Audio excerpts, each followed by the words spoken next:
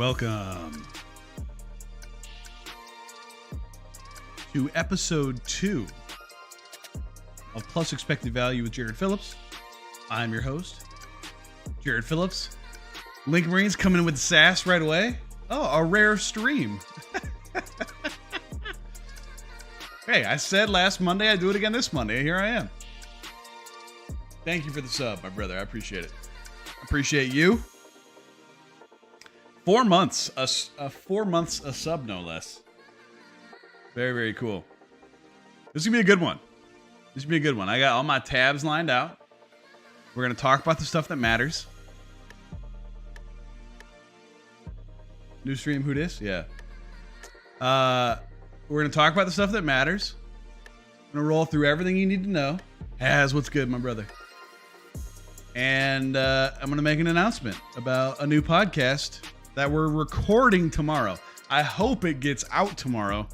But when I'm the one doing the editing, no guarantees on that. So, we'll see how it goes. But again, welcome. Plus Expected Value with Jared Phillips. Episode 2. Officially the third episode on Spotify, Apple, Amazon, whatever. But this is the second planned one. The first one I just kind of shot on there. But it is going to be a hell of a week. A hell of a week.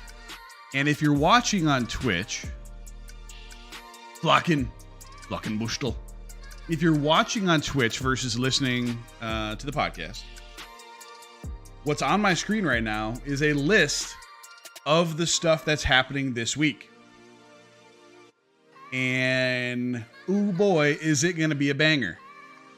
As you guys know, I'll put it in the chat, but I use this website religiously. It's tradingeconomics.com/calendar.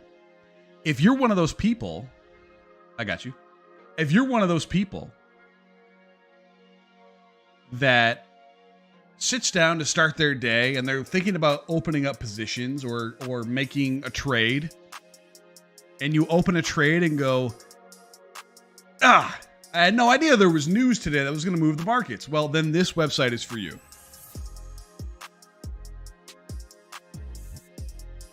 Once again, for those of you not looking at it, tradingeconomics.com/calendar.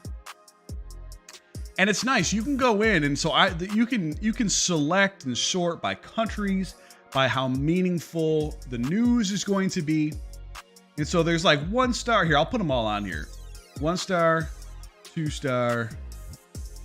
Okay, if we go to 1 star news, this week there's 30, 40, 50 different things, okay? If you go to 2 star, there's still a lot, probably 25. And if you go to 3 star, it's not often. But this is why this is important for everybody to know about and to watch. Because this week we have 7 3-star impact economic events. 7. So last week when we were talking about this chart and I said, hey, there's some room to the upside here. We better take advantage because next Wednesday stuff is going to get real crazy. And that was before this breakout, if you recall. That's what I was talking about. And so let's talk about what they are really quick. New home sales tomorrow at 9 a.m. All these times are Eastern, by the way. At least I think. Oh, no, UTC -5. That'd be my time. Whatever. 9 o'clock my time. New home sales. The consensus 0.66, forecast 0.65. Okay. Previous 0.69. So they're expecting a decline in housing. Not great. On Wednesday, the 27th, that's really the day that matters. You got durable goods orders month over month. Again, for people that are smarter than me, for people in commodities, that's a big deal. But for us, for those of us that are trading this market, it's 1 o'clock and 1:30 p.m. on Wednesday is going to be an enormous boost of volatility. Because the Fed interest rate decision is going to happen at 1 o'clock. And then you got the Jerry P. presser. at 130. So that alone is going to be crazy. But that's not all. Brian, what's up, brother? But that's not all. On Thursday of this week at 7:30 a.m., GDP growth rate quarter over quarter for Q2 comes out. And if you see last quarter, it was down 1.5%, a little bit more, 1.6, and they're expecting growth quarter over quarter now. And even if things go great on Wednesday, an atrocious GDP report on Thursday could be bad and could throw everything off. And then on Friday, you got personal income month over month and personal spending month over month, which gives you an idea. It kind of leads toward, it kind of speaks to, it speaks to the inflation conversation, right? So if people are increasing their spending month over month, that's not good. If their income's declining and their spending is increasing, which is what they're forecasting is going to be the case, that's not good. That means we got more wood to chop. Okay. So that's just through Friday of this week. Okay. That's just through Friday. And then you get a couple of months off because there's not another rate decision after this for a while. And the next thing that really I would be interested in seeing will be circle your calendars Wednesday, August 10th. That'd be the core inflation rate year over year. And you go, core inflation rate? Well, what's that? I have it up on your screen right now. So if you guys don't look at this stuff, you should. But if you don't, you have the actual calculation and by what category inflation has increased year over year as a percentage, broken down by category. So real quickly, overall inflation, we all know, is at 9.1% at the moment. Core is less than 6% at the moment. But if you look at energy, energy is up over 9%. Food is 6%. Goods is over 4%. And then down at the bottom, services, 2.5%, 3%. So it gives you a breakdown of exactly how much inflation we have by category. And where it's all coming from, which is interesting to watch. And like you can see what happened during COVID, it all declined. Things were going down, which was good. That's what you want. And then things have just gone bananas ever since they, pumped the market full of cash. So this is a good thing to watch. You can see down here, this chart powered by Bloomberg BQNT using BLS data. So it's the data that they're going to use. And this is what that chart looks like. So if you're, come on. Of course, my face cam drops. Hold on. Nope. We'll keep it rolling here. Hold on.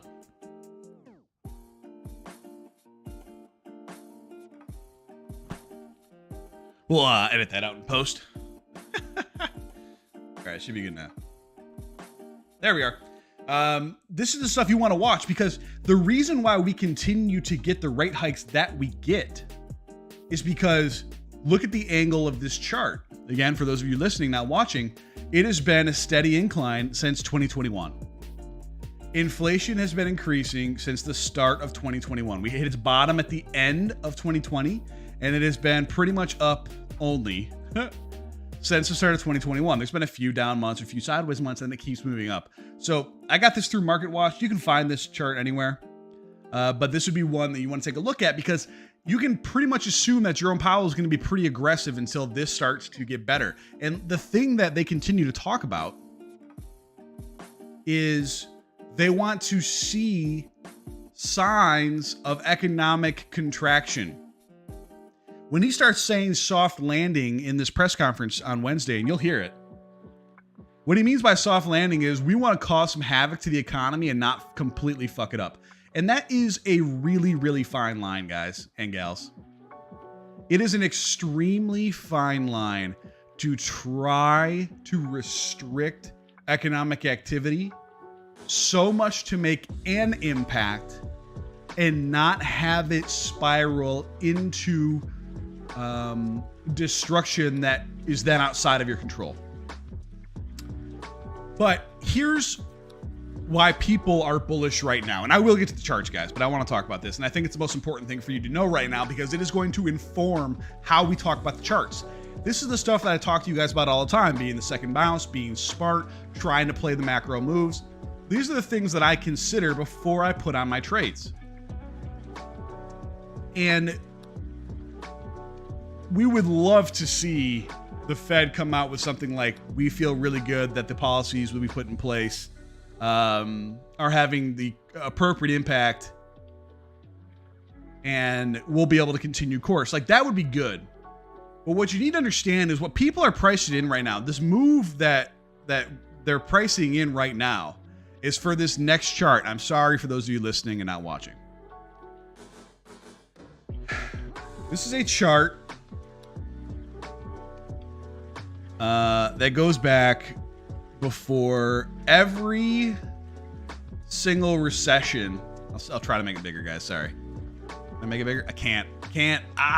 Well, I'll describe it to you. Going back to 1989, there have been times where the Fed has paused what they're doing to monetary supply several times. And they do that because they go, hey, we think this is working, so we can pause what we're trying to do. And you can see the Fed pause. There was a rally into a Fed pause in 89-90.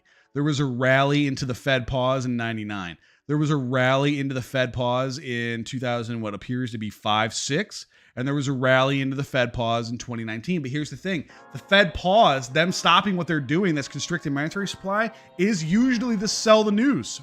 Okay? Right now, people are buying the rumor. People are buying the rumor on a Fed pause. That is what this chart is right now. Off the bottom, on Bitcoin, we went from 17 to 24. Pull that off here. Ethereum from under 1,000 to 1680. People are buying the rumor that the Fed is going to come out at one of these meetings, either now or in September, and say, we think we're at a place where we can pause our aggressive monetary tightening schedule. They're pricing it in now. But if you don't watch this show, or if you don't know what you're doing, when you hear that announcement that they're pausing it, you're going to YOLO in long and you're going to get crushed. Because you've seen Fed pause, Fed pause, Fed pause, February of 89, May of 2000, July of 06, and January of 19. Both times they had lead ups to them that were rips in the market. And guess what we have right now? A rip in the market. Okay? So that is what is being priced in. Whether or not you think that's going to happen, look, this happened the last 4 times going back to 1989. Does that mean anything? Not necessarily. But history doesn't often repeat itself, but it does usually rhyme. So we'll see. And that's the kind of stuff that you want to listen to on Wednesday. So I highly encourage all of you to watch the Fed press conference on Wednesday at 1:30 p.m. Central Time and listen to the words that he uses in the press conference. The numbers release is a non-event. It's just them saying, yes, we raised it 75 basis points. And you can see that's what the projection is going to blind everybody. The projection here is we're going to go from 1.75 to 2.5. That's a 75 basis point increase, which is what they're anticipating, and it's what will happen. So there's a couple things that are at play here. One, them speculating that they're going to be able to pause or back off 75 basis points. Or even just like skip a quarter and go, we're going to see what happens over the next quarter, and we won't raise interest rate at all. We'll just wait to see what happens. But going from 0 or negative essentially to 2.5% is a big deal. It's going to continue to hammer the economy, and we're not there yet. We are not in a position yet where the damage has been fixed. But it's an exciting week because I'm very curious to see what happens with new home sales tomorrow, because we know they're going to be down. They only have them down like a little bit 40,000. I think it's going to be a lot more than that. And then the GDP quarter over quarter for Q2. It's the advanced rate, whatever, for Q2. Any one of those things are a powder keg. So if you want to play this. And we'll talk about how to, and we'll talk about what we talked about last week, which, by the way, it came out fucking exactly like I said it would. So, you know, whatever. Hope you made some money. But we're at a place now where anything that you trade, if you decide you want to trade this, you have to practice good risk management, guys. You will get absolutely destroyed. You will get absolutely destroyed. In fact, I would go as far as to say, I think we get 3 days of down between now and Wednesday. And then you'll see, usually there's a Fed day rally. And then we see what happens after that. So if I'm forecasting, like prognosticating for the rest of this week, I think we'll probably kind of settle into this area that I've drawn on your screen right now. This is that 21,600 area. And try to decide if we're going to, you know, if we're going to break down, if we're going to try to stay, move sideways or whatever. And then usually on Fed day, there's a rip that gets faded.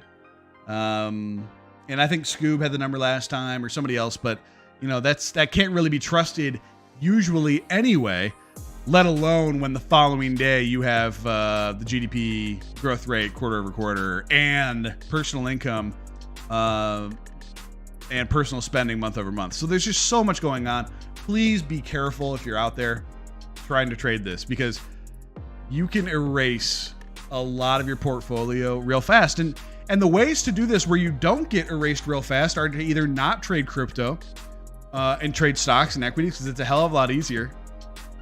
Not as much upside, not as much downside. Or just practice really, really good safe stops. Safe stops. Practice safe stops. Always wear a stop loss or a condom, depending on, you know, what you're into. But what we were talking about last week was breaking this. I had this green arrow here because I said we haven't even reached this yet. And that would have been whatever day that was, the 18th. And I was like, we haven't even hit the 50-day. Well, guess what? We went up, hit the 50-day, and we've just been riding it down like a wave ever since on Bitcoin. So, yeah, we got up, we broke through. People saw it at 24,300, and we're like, oh my God, this is it. This is the moment. We're going back to all-time highs. You saw Chimp Zoo, and you saw a bunch of other bulls out there going absolute bananas. But I think that's pretty naive at this point to decide to do that.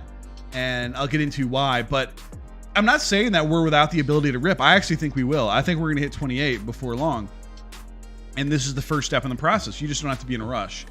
So like for me personally right now, we're sitting right at this level. I'd like to see it held. If you see a wick down, something crazy to like 20 grand on Wednesday, I'll probably buy that. I'll probably buy that because in my opinion, it probably just whipsaws. VIX is as low as it's been right now since the start of June. Since the start of June. I have 4 monitors behind me now. So I'm looking at my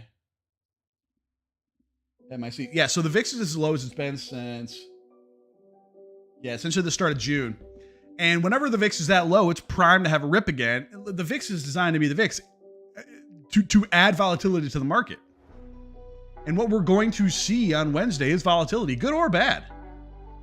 And volatility is okay. That's why I love crypto, because volatility is tradable if you have discipline in your trading habits. But you can also get smacked if you don't know what the hell you're doing. So you might see something that looks like this. What I'm doing for those who can't see is just like a quick rip, you know, up and down, where you could see 8% moves in a day, intraday, maybe 10, maybe more. And you know, just take profits quickly. Be smart. What I would like to see is a test here and flipping this yellow line and holding it as support. Right now, it has been support. It's been support for literally 1, 2, 3, 4, 5 days. We broke down on the 50-day as support right now. You know what hasn't? Ethereum. Looking at Ethereum at this moment, it took option 2. Remember, on the 18th, I said, you know, if we go through and break down on this thing, we're probably boned. We're going to go back down to zero. You can expect us to go down to all-time lows. Right now, everybody wants the 1,250 entry into Ethereum. No fucking way. If it gets there, you don't want it. If it gets there, you don't want it. So it took the option 2. It took this, let's flip this and move sideways and allow this yellow line to shallow out. The yellow line being the 50-day moving average. We're right now, 50-day moving average right now is 1,300. We're currently sitting at 1,516, whereas Bitcoin is under it. Okay, so all of the relative strength is in Ethereum at this moment, and probably will continue to be given what we have on the horizon. And that's good for us because we can play that. But even if we see downside volatility on Bitcoin as well, and Ethereum holds the 50, we're going to have a good Q4. This is the most bullish thing in crypto at this moment. The most bullish thing in crypto at this moment is Ethereum and the fact that it broke through its 50-day moving average and appears to be holding it. Here's the ETH BTC chart. Just a banger. I mean, it has been a banger. It's made a series of higher lows. Look at this. Double bottom, higher low. There was a double bottom, higher low from June 30th to July 13th. Double bottom, right here, 1, 2, higher low. This is the previous low, and we got a breakout. Double bottom, higher low are how trend changes happen. You guys always ask me, you know, how do you enter a trade? Well, this would be a real stupid way right here on June 30th. But then after it rejected off the 50, came back down, held it again and break through. That's your entry on Ethereum. That's your entry. That's a double bottom, broke through a significant level. As easy as you like. I mean, it was up only for 1, 2, 3, 4, 5, 6 days. Straight up. ETH BTC, guys. So it's the most bullish thing we have. And as we talked about last week, we got to break a test to the downside. Most likely thing is we're going to test the top side. I still think 8.08. Very possible. Here's the other thing that we haven't really spoken about. Look at this. The ETH 4-hour is doing what I talked about all the time during the bull run. Burning off its momentum on my custom MACD indicator here down at the bottom. If you want it, DM me. Most of you probably have it. And it's just kind of been moving sideways and burning off this momentum. If it holds this zero line on Ethereum, it's leg up time. That's great. The 4-hour on Bitcoin doesn't look nearly as good, but it still looks pretty good. It kind of fell below. What I would say right now is that your cues are probably coming from Ethereum more than they're coming from anything else. And I like what I'm seeing. I like what I'm seeing from Ethereum. I'm liking what I'm seeing from ETH BTC. I'm liking what I'm seeing from the S&P 500 at this moment. Because this area right here, there's nobody home on the S&P 500. Where we stopped was in the middle of nowhere for no reason. It's not going to take much if there's decent news on Wednesday for us to be at probably 4150 ES. Write it down. 4150 ES if things go well. We'll rip 200 points. 5% on good news. Because there's no one home. These sorts of sell-offs are sweeping. That wasn't like there was a battle and somebody caved in. There was no bid and it just went down. And then down here is where you actually saw games, when you got down to 3,600 back up to 3,940 back down. Like that's where people started to battle. Here there wasn't shit. I've been trying to point out to you guys how crucial those areas are, because it's the same thing here. We're looking at the same area on Bitcoin. We get over 2,500. There's nobody home here. There's nobody home from 2,700 to where we got this R recently. 24.2, 24.5, 24.6, depending on your exchange. So it's not going to take much for us to have a rip. And I talked to my brother the other day, meaning this weekend. He's a teacher in Florida. Guess what starts for him again next week? Fucking school. He's got to be back for planning days next week. School's back in already. It means the traders are coming back. We have midterms this fall. The smart money is piling up on longs, but I will tell you that doesn't mean shit. You just got to look for the right reason for it to move a way that you have a thesis that you believe something's going to go. I believe we're going to be up. I own more crypto right now than I have since last November. But I'll sell all of it if we get terrible news over the next few days. Even if it rebounds, I'll miss it. Because there's no reason to play stupid games right now. You know what they say about playing stupid games? What do you win?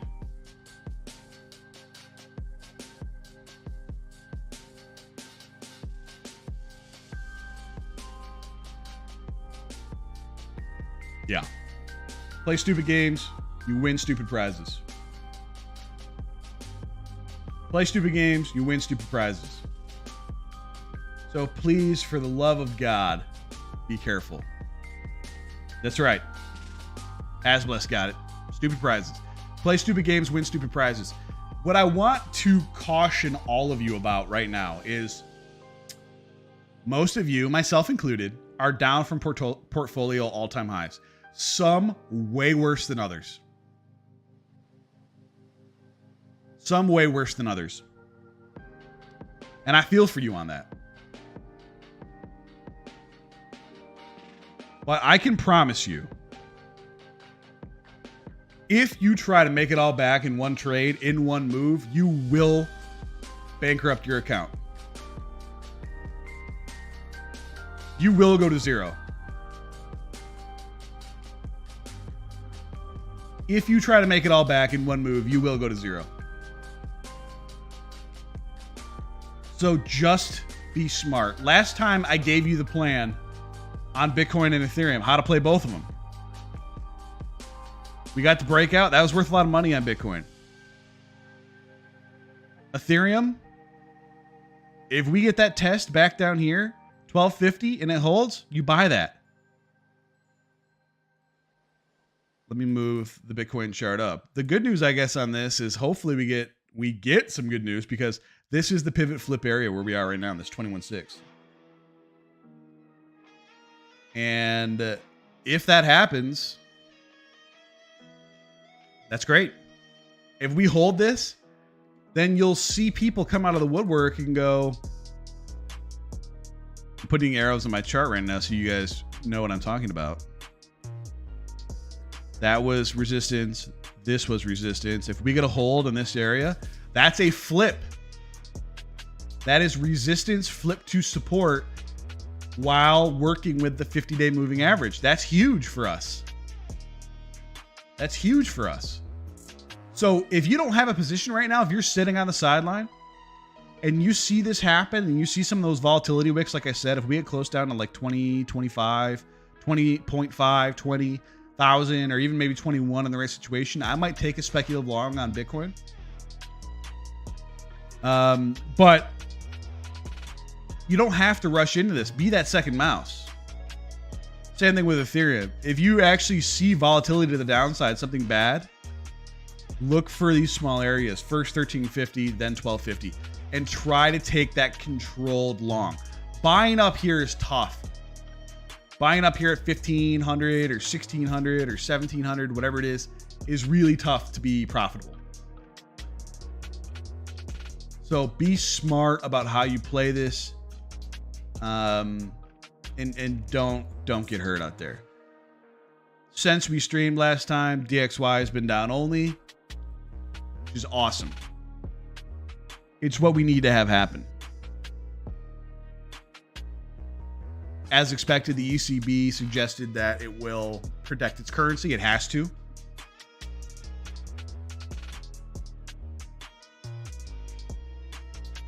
Yeah, I mean, there's room. Look at this. The QQQ broke through its 50.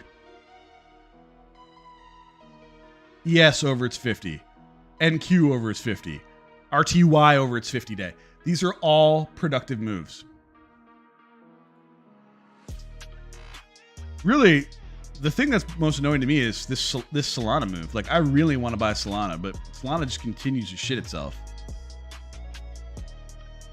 The other point that I was going to make earlier about what's happening right now, while this 3AC saga is being unwound, because it's not done yet,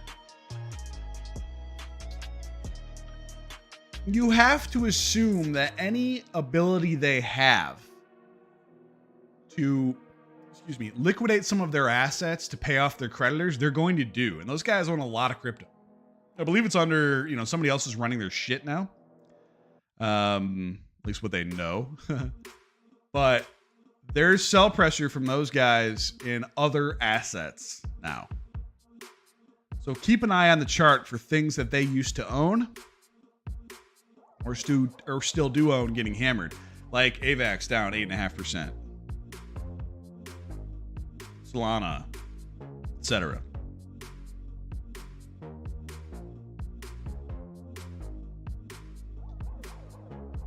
Here's my alt pick. If we get a bottom and Solana holds its 50-day near 37, I'll buy that. I'd probably buy it just to a range high, to be honest with you.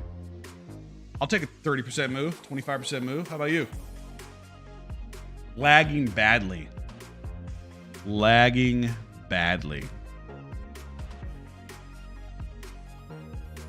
So, yeah, overall, guys, I like where we are. It's just sort of a hard time to trade because one thing that wasn't expected comes out at any of those 7 events this week. And it's like that Mike Tyson quote, right? Oh, they said he had a good plan to fight me. Yeah, everybody has a good plan until they get punched in the mouth. Right? We all have plans. But you need to have contingency plans. You need to have, what if everything goes amazing for me? What if the news is the best news ever, where inflation's way down and Jerry P comes out and is like, we did it, mission accomplished, right? That's not going to happen. But let's say it did. Like, what would that do to equities? What would that do to crypto? It'd go fucking nuts. How would you play it? What would you buy? Do you have a top 5 list? What are your favorite alts? Why? What percentage of your portfolio are you allocating to those alts in the best case scenario? What about in a medium positive news scenario where they're like, yeah, we like it.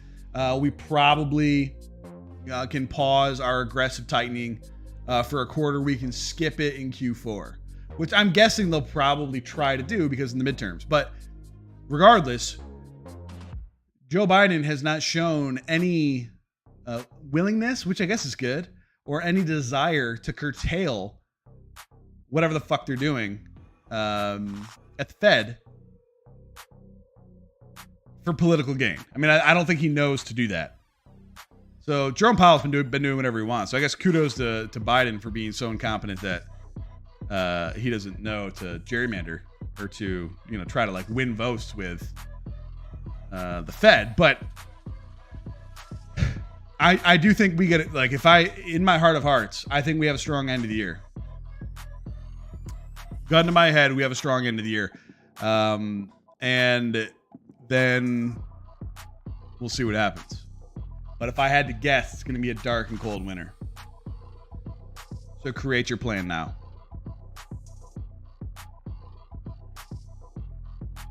I have seen the NFTs have started to blow up again, which is interesting. They have been, but AB had a good run. By the way, Matic had a great run off the bottom. They're over 2x off the bottom. Impressive. Adam was showing strength, and that all faded. If you have questions, drop them in the chat while I make this announcement. Starting tomorrow, I will be launching a new podcast with a guest host. Alan from Stacked and I are going to be putting out a podcast weekly. Straight podcast only. Okay? So podcast only. It will not be live streamed, not on Twitch anyway.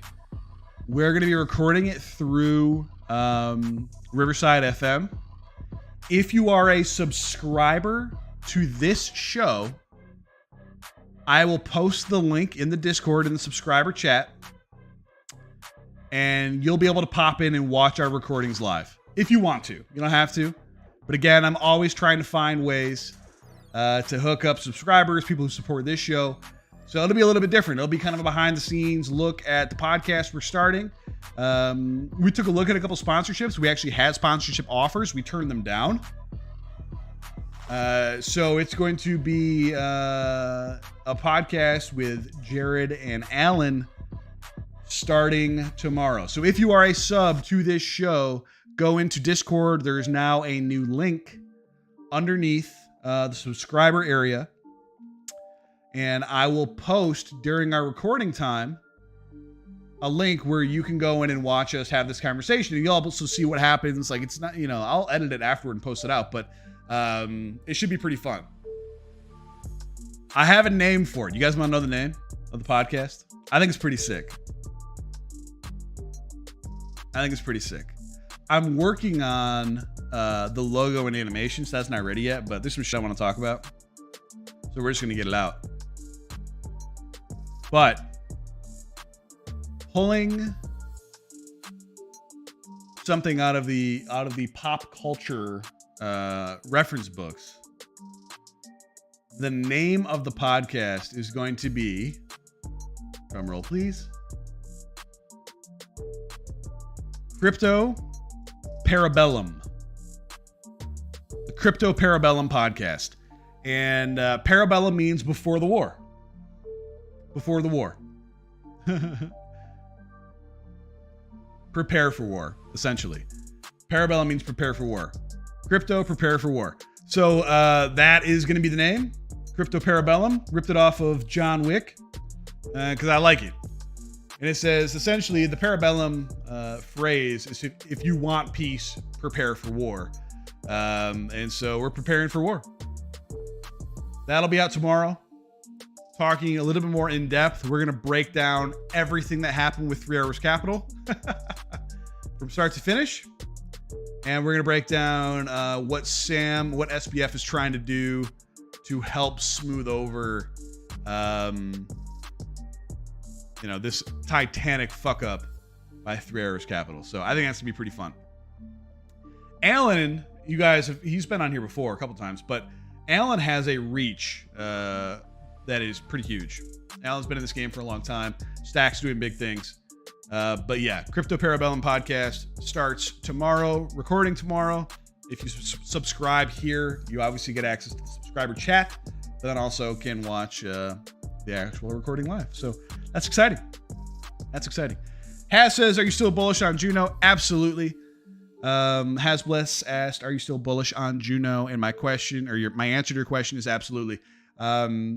What Blocks suggested and wrote as a proposal for Juno last week, I think is revolutionary.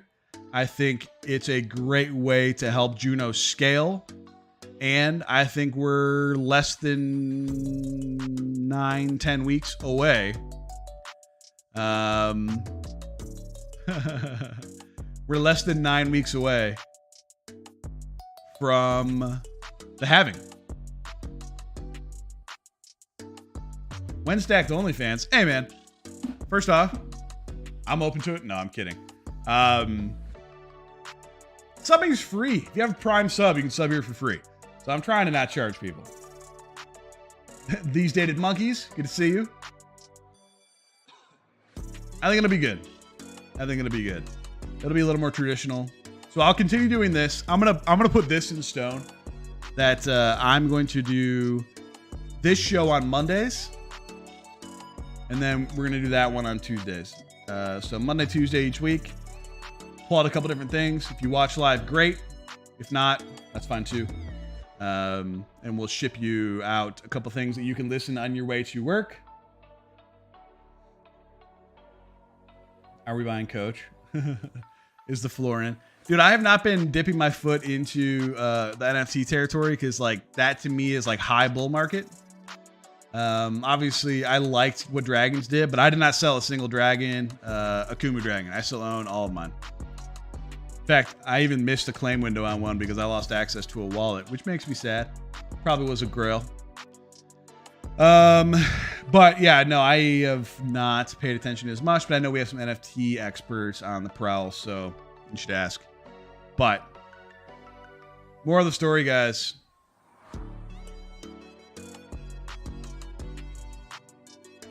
Really sweet to be able to get a podcast out on the car, block out Screaming Kid in the back. Hey, that's what I'm here for you, Coin Shark. That's what I'm here for. Moral of the story. If you do not yet have a plan for a continuation of the breakout that started, you are going to lose money. You are going to be pissed at yourself for not having prepared adequately. And you're going to make some stupid ass decisions trying to make it all back. So if I were you, this is what I would do. This will be my last thing and I'll sign off. If I were you, this is what I would do. Get a list, 3, 4, 5 of the best altcoins, the best performing altcoins that you want to own. If we get a continuation of this breakout, a trend continuation higher, what are those 5? Write them down. Write down why. If you're playing Bitcoin and Ethereum, which is primarily what I'm doing right now, have a plan for a move both ways. My invalidation for Bitcoin is essentially under 19. So I'm willing to take a $1,000 bet if we get near 2021, maybe even $2,000 bet with a high side up to 28, maybe even higher. Quite frankly, I could see 31. That's my plan there. I don't think there's a snowball's chance in hell, barring some terrible fucking news, we don't see $1,800 Ethereum at some point. And quite frankly, guys, this is going to sound ridiculous. This is going to sound ridiculous. So bear with me. I understand that I am being ridiculous when I say this. I think there's like a 30% chance you're going to see $3,000 Ethereum before the midterms in November. I think there's like a 1 in 3 chance you're going to see $3,000, $3,400 Ethereum before the midterms in November.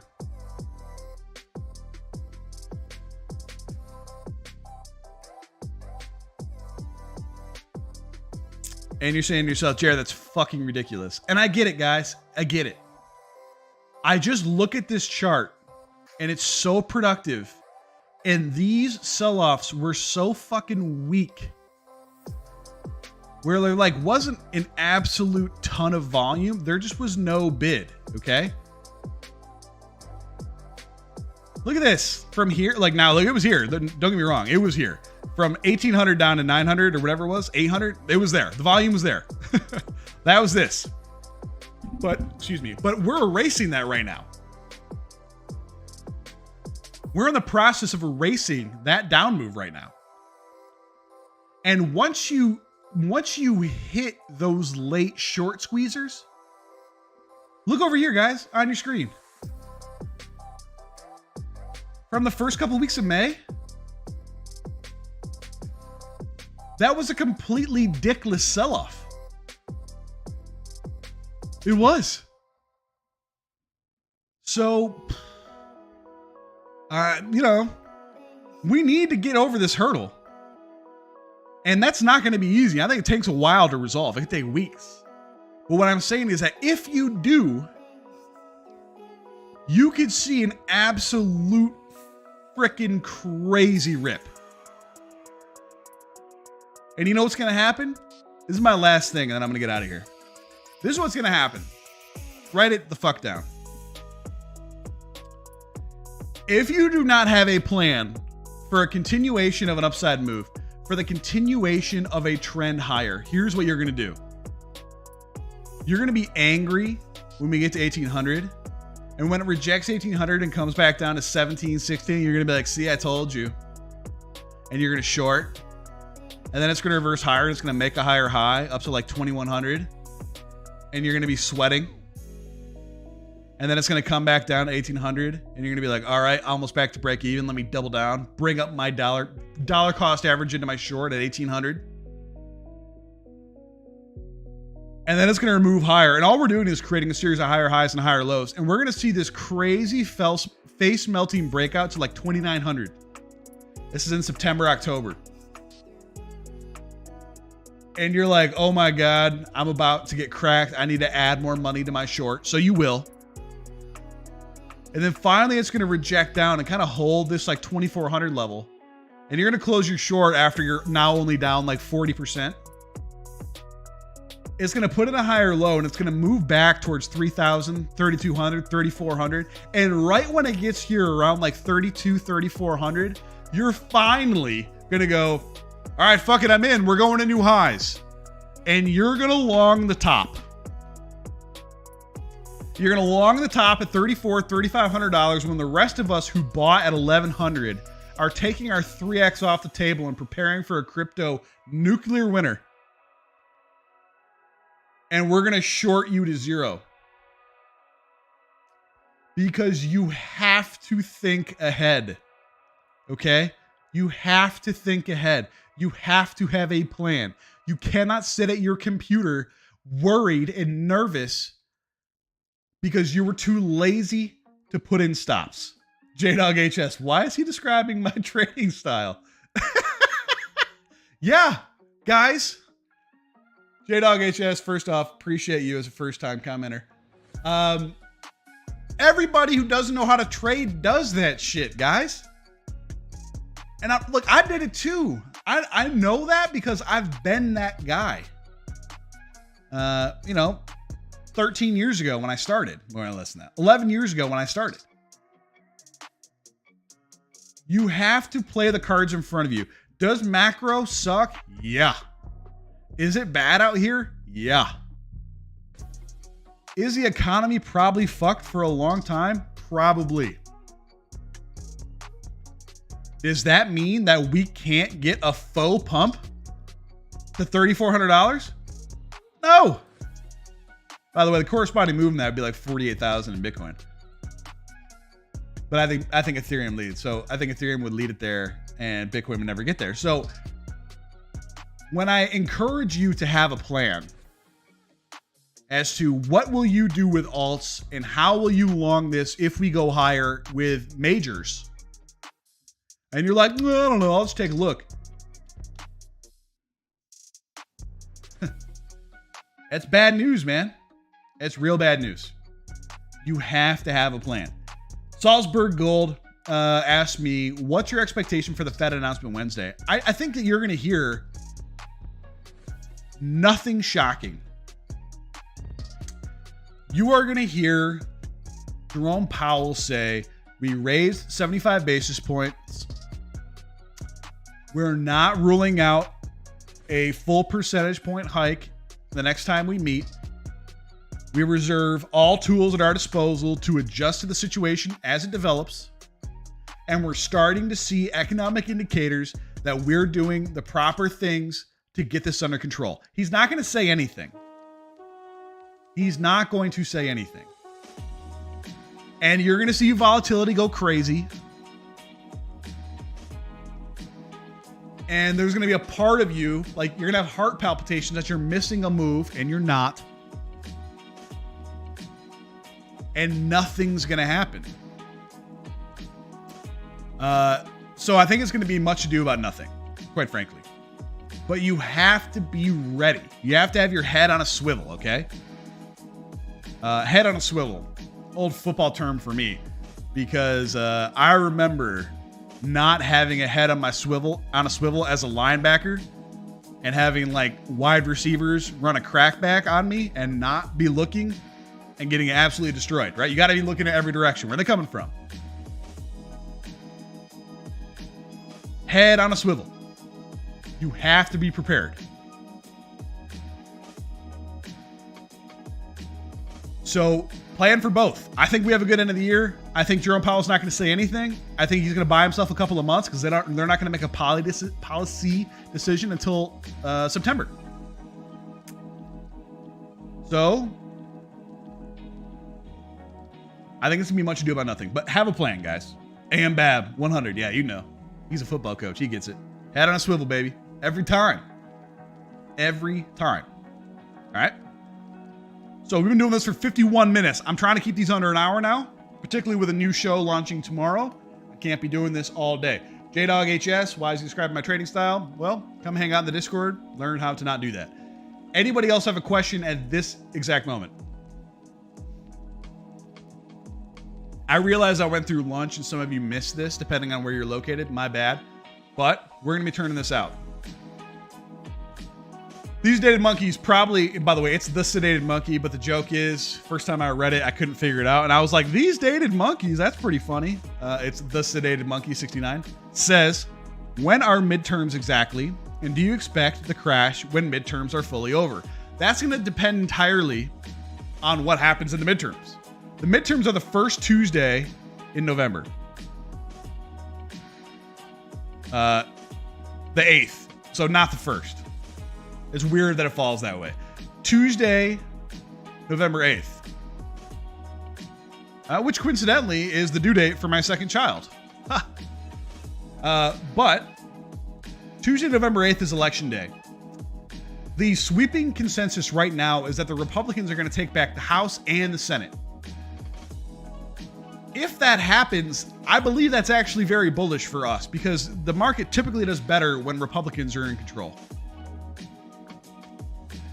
And so if you get the type of shift in power from Democrats to Republicans in November, it probably is bullish. The downside of that is you still have a Democratic president who is senile, okay? That's hard. So it could be like 2 more years of us being like, oh my God, this sucks, while we wait for Joe to retire or just step down or something. But yeah, Tuesday, November 8th, it's a big deal. It's, as of right now, going to be a landslide win for Republicans. Might change. If it changes where that doesn't happen, if it changes where that does not happen, then I think the nuke sets in immediately and we're completely screwed.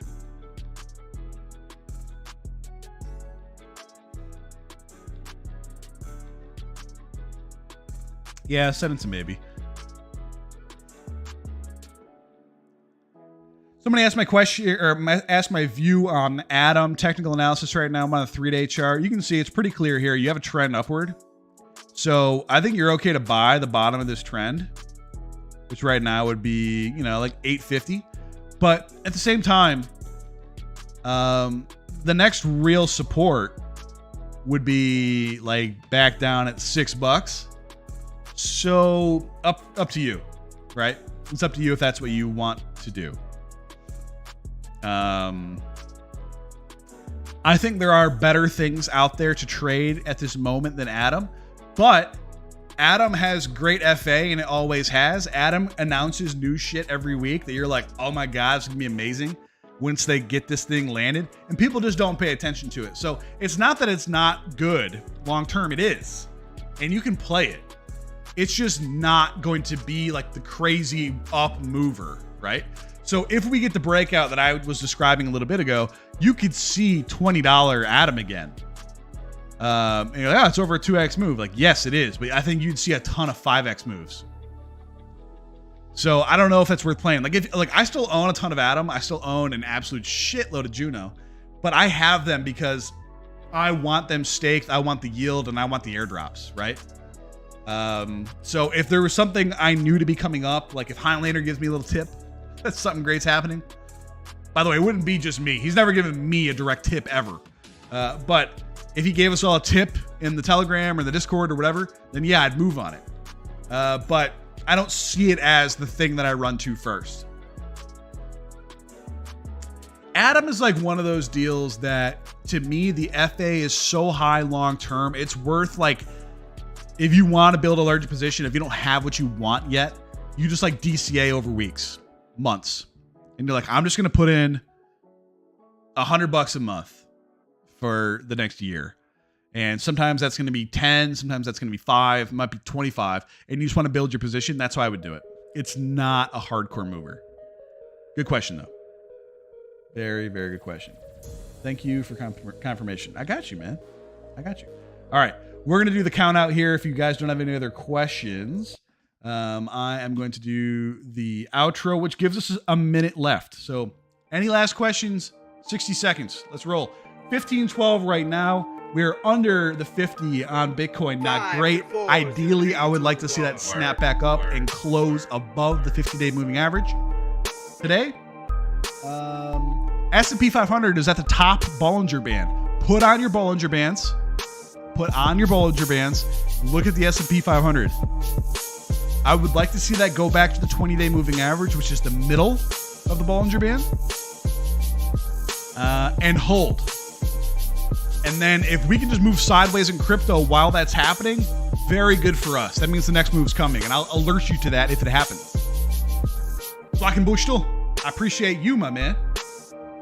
This was good.